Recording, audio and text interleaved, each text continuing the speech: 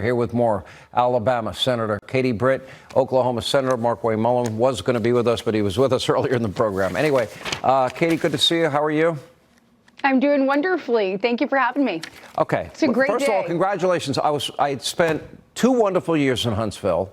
It was at that point in my life I realized, even though I was raised in New York, that I had Southern values. And they've never left me, which is why I'm back in the South and live in the free state of Florida.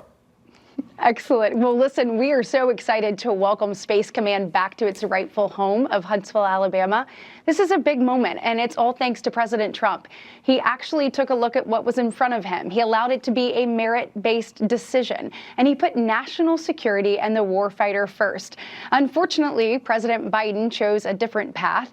You know, he actually took the advice of his Secretary of the Air Force, who told him it should be in Huntsville, and disregarded it because he wanted to play partisan politics.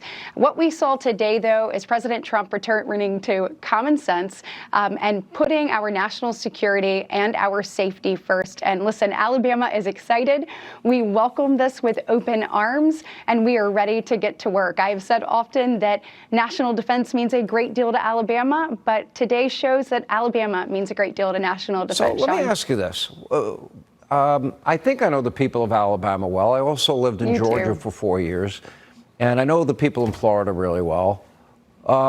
It really is in Alabama, Florida, Georgia, any southern state's best interest, Texas, Tennessee, the Carolinas, for Mamdani to win, because people will flee New York. People will flee. Absolutely. So, well, you know, I mean, my advice to New York City, except I hate that I'm doing this to, I do have friends of mine that are conservative.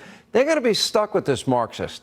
But short of that, it's a great thing for the rest of the country if Kami Mamdani wins. Just a fact. Well, we saw, after 2020, obviously, we saw people flocking to free states, people flocking to southern states. They wanted that freedom that was available that we had in Alabama and Florida and other states alike.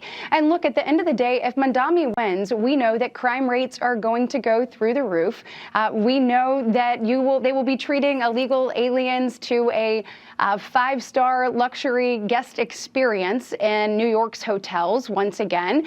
And then we also know that that city, that magical city, New York City, that has been the king of capitalism, we will see businesses flee.